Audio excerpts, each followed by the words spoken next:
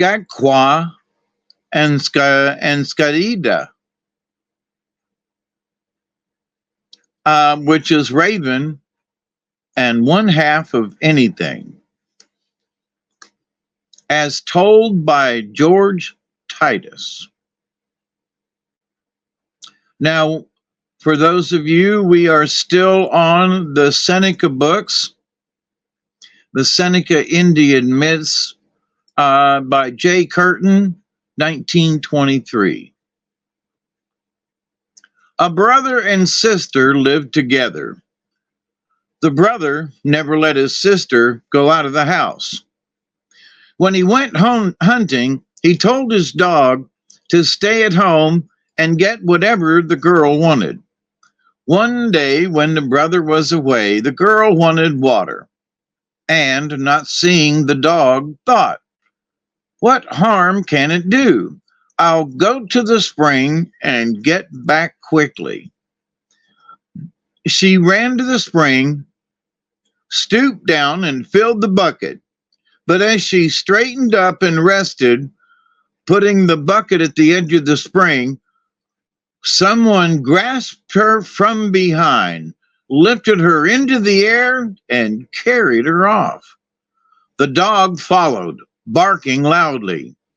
He made a spring into the air to catch the girl, but he couldn't reach her. The brother, hearing the dog bark, hurried home, and finding his sister gone, said to the dog, "You have caused great trouble." The dog felt so badly that he bent his head down, curled it under, and became a stone. Gaqga, the man who stole the girl, took her to an island in the middle of a lake. Every day, Gaqga went away and came back with dry fish that he found on the shore of the lake. Sometimes he brought pieces of human flesh, which he ate himself, sending the girl to get water for him to drink. One day, when the girl went to the edge of the island to get water, a man stood before her and said, "I have come here to tell you that Gaqga is very hungry, and he has made up his mind to kill you tomorrow.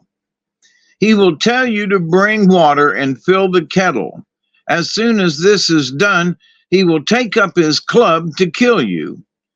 You must run behind the post that the kettle hangs on. He will strike the post and break his arm.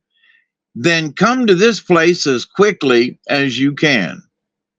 The next day, Gaqga did as the stranger said he would. When he struck at the girl, she dodged. His arm hit the post and broke. She ran to the lake. The stranger was there and had a canoe. They sat in the canoe, and the man pushed out on the lake. This man was Skagedi, one half of anything. When he stepped into the canoe, he divided, and one half sat at each end.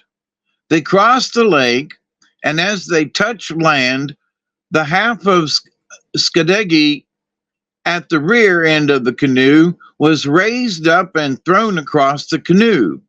He struck the front half, and joining it became a whole man. The girl was sitting on the bottom of the canoe. Skagegi's mother was at the landing. She went to the girl and saying, "My daughter, come with me," led her to a house. The girl was now Skagegi's wife. Every time he went out in his canoe, he divided himself, and one half sat at each end of the canoe. As soon as he touched land, he became one again. Skagedi had all his life been traveling around on the lake, liberating persons captured by bad men and wizards. After a time, Skagedi's wife gave birth to twin boys. As soon as they were born, the grandmother threw them into the lake. As they touched the water, they began to paddle and quickly came to shore. She threw them in a second time. In a minute, they were back. She threw them in a third time and far out. When they swam to shore, she said, "That will do." They began to run around and play. The boys grew quickly and after a while said to their father, "You ought to stay at home and let us go out in the canoe and do your work." "Very well," said Skagedi.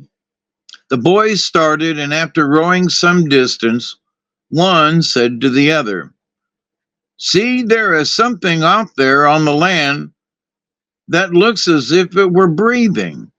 Let us go ashore and find out what it is." They landed and going to the spot, found an old house lying flat on the ground. But inside something was breathing, and soon they saw that it was a very old man. They got him out from under the house, and one of the boys said, "This is our uncle. We must take him home." The man was willing to go. As they were leaving the place, he pointed to a large stone and said, "That is my dog." And striking it with a switch, he called out, "Get up!" The dog rose, shook, stretched himself, and followed the man. When they reached home, the boy said, "Mother, we have found our uncle." She looked at the man, and sure enough, he was her brother. The boys said to their grandmother, "You must marry our uncle." "Very well," said the woman. After that, they all lived together happily.